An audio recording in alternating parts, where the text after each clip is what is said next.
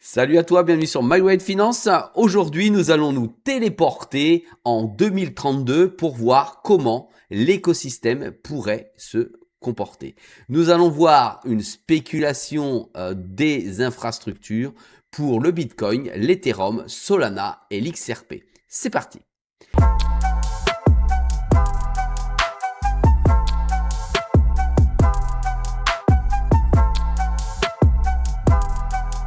Sois le bienvenu dans cette vidéo. Je te rappelle qu'ici, il n'y a pas de conseil en investissement. Je te montre ce que je fais et comment je le fais. Bienvenue en 2032. J'ai tenté de réaliser une simulation pour ces 4 grosses cryptos que nous avons sur CoinMarketCap, à savoir le Bitcoin, l'Ethereum, le Solana et l'XRP. Une projection que j'ai réalisée pour mes propres ou mon propre portefeuille afin de voir quels sont les cryptos que je devais avoir dans mon portefeuille.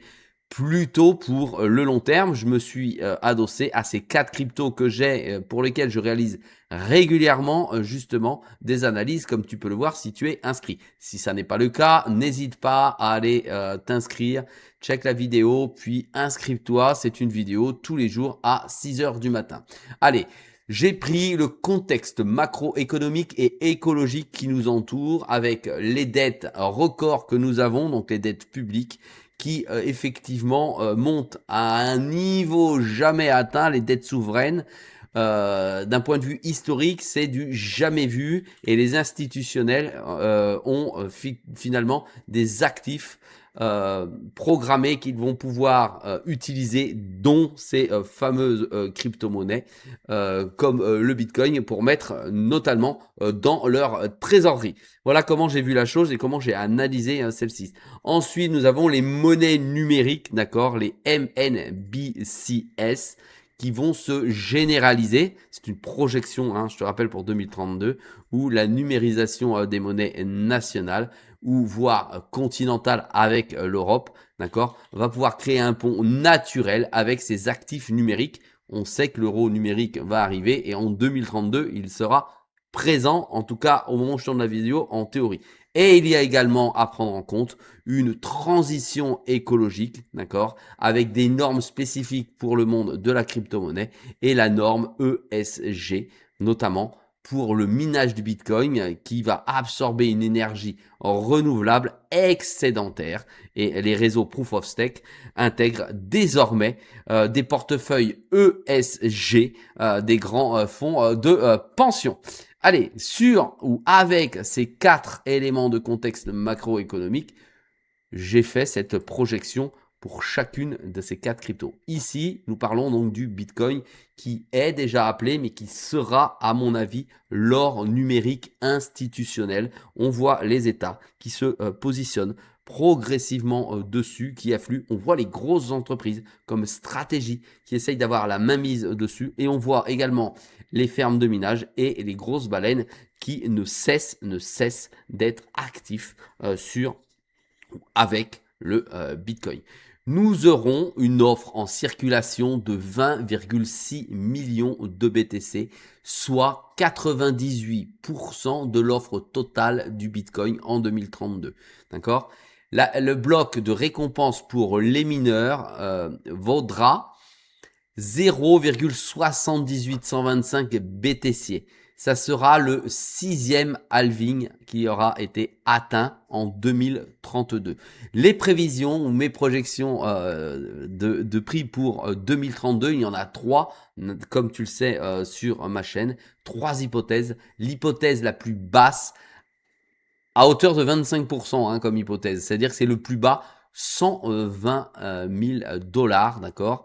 Voilà comment je vois le BTC. L'hypothèse de base, c'est-à-dire la plus probable, un Bitcoin à 350 000 $, et l'hypothèse de folie haussière à 1 200 000, soit une hypothèse, d'accord, donc une probabilité si tu préfères, à hauteur de 15%. Ça, c'est un effondrement d'une monnaie majeure du G7 qui permettrait notamment au BTC de voir toucher enfin le to the moon, c'est-à-dire dépasser la barrière psychologique des 1 million de dollars. Voici ma vision. Dis-moi toi en commentaire si tu as effectivement le même regard sur le futur en 2032. Nous sommes en 2026. Il s'agit de se projeter dans 6 ans, c'est-à-dire qu'il y aura un halving avant, puis un autre halving en 2032. Alors on est bien loin de ça. C'est peut-être dur de se projeter, mais tous ceux qui sont déjà depuis plus de 10 ans dans la crypto-monnaie, ça n'est rien d'attendre encore 6 ans pour voir un BTC qui pourrait dépasser les 200 000 dollars, 250 000 dollars pour pouvoir atteindre ne serait-ce que l'hypothèse basse des 60% à 350 000 dollars.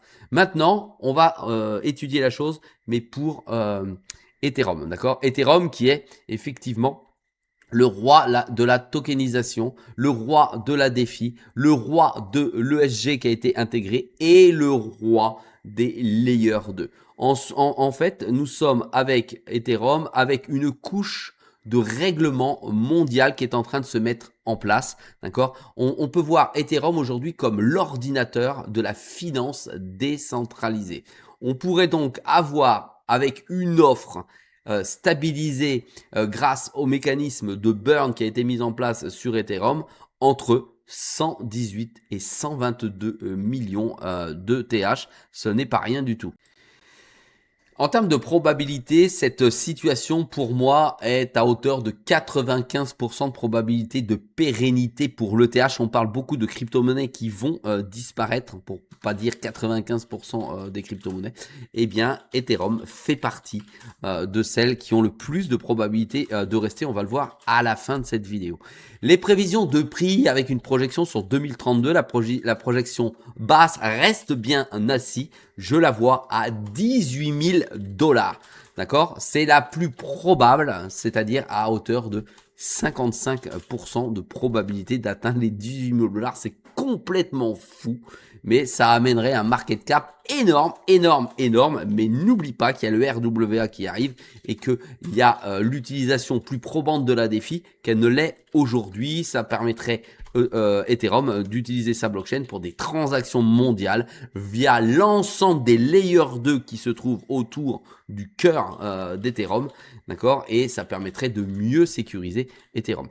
Ensuite, nous avons une estimation, une probabilité de 20% pour une folie totale haussière en voyant l'Ethereum à 35 000 dollars. Ai-je raison, ai-je pas raison? C'est une estimation.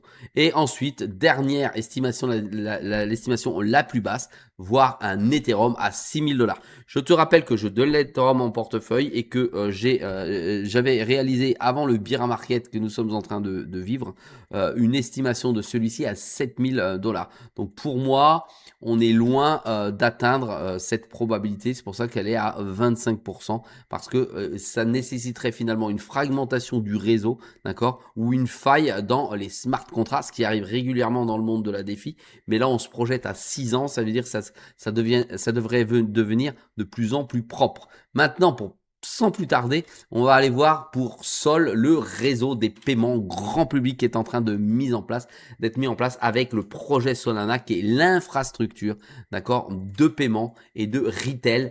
Alors pour le détail si tu préfères, avec une inflation plancher de 1,5%, une offre en circulation de 680 millions de sols et une capacité du réseau appuyée à Visa, ta carte Visa, avec lequel tu effectues tes paiements journaliers, eh bien, ce réseau serait boosté et on pourrait donc avoir une hypothèse haute de la valeur du Solana haussière de 15 à hauteur de 15% à 2800 dollars. Le sol qui est à 84 dollars en ce moment où je tourne la vidéo. Solana supplante Ethereum littéralement en termes de TVL, Total Value Locked, ça veut dire en stacking bloqué. D'accord, pour sécuriser le réseau. Et pourquoi? Parce que Solana a une blockchain avec une haute vitesse possible et en plus c'est encore en train de se développer. Hypothèse base plutôt à hauteur de 50%, une des plus probables malheureusement à 950 dollars avec une adoption massive par l'e-commerce et les réseaux sociaux, mais ça n'est pas suffisant pour le voir exploser. Et l'hypothèse baissière, voir effectivement le sol à 180 $ à hauteur de 35%. Voilà, ça ce sont les calculs des hauts et des bas qui ont eu lieu, de son utilisation. C'est très très dur de les effectuer parce que nous sommes sur une projection en 2032 et que d'ici là, pour les 4 cryptos dont je suis en train de te parler, il y aura naturellement, tellement d'actualités, de choses qui vont se passer dont on n'imagine même pas la possibilité. Allez, quatrième crypto, c'est le XRP avec le pont, un spécialiste du pont interchaîne, pardon, pas interchaîne, interbancaire, d'accord, avec toute la crypto-monnaie numérique. C'est l'actif de transition pour les règlements transfrontaliers entre les MNBC, d'accord, qui sont validés au niveau des États-Unis. Alors la tokenomique pour 2032, il y aura entre 95 et 98 milliards d'XRP en circulation. C'est énorme pour atteindre une offre maximale de 100 milliards et c'est quasi la totalité qui est aujourd'hui sur le marché. Le rôle clé de l'XRP dans le futur, c'est d'avoir un pont ou de créer un pont de liquidité entre les différentes monnaies numériques des banques centrales, les MNBC, d'accord, pour le règlement net instantané entre ces différents établissements. La probabilité, je reviendrai avec le dernier slide qui arrive ensuite, la probabilité de survie de la crypto-monnaie aujourd'hui, je l'estime entre 75 et 80%. Allez, voyons les 3 probabilités de prix: haussier à hauteur de 10% à 22 $, partie basse à 7,50 $ et baissier à 40 centimes, pardon. D'accord. Honnêtement, j'ai naturellement une tendance qui pourrait me dire que si le projet s'imprègne et réussit et que politiquement et que de manière institutionnelle il est réellement réussi, il dépasserait les 22 $. Mais attention, là c'est qu'une histoire de sentiment et dans mes calculs il n'y a pas de sentiment, d'accord. Voilà où on en est concernant le XRP.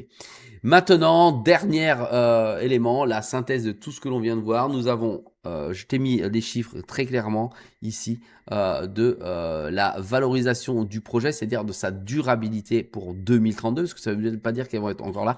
95% de probabilité que le BTC soit encore là en 2032, 95% de probabilité que l'Ethereum soit là en 2032, entre 75 et 80% pour le Sol et entre 75 et 80% pour le Ripple. Il s'agit d'une projection à 6 ans, pérennité élevée, risque modéré et risque modéré. Attention, planent sur le monde de la crypto les problématiques de l'informatique quantique qui pourraient forcer finalement une refonte massive des protocoles cryptographiques. Ça menace aujourd'hui la sécurité de l'ensemble, pas de l'écosystème, mais des écosystèmes. Voilà, sur ce, je te laisse. Merci de m'encourager avec un pouce vers le haut. Dis-moi ce que tu en penses en commentaire.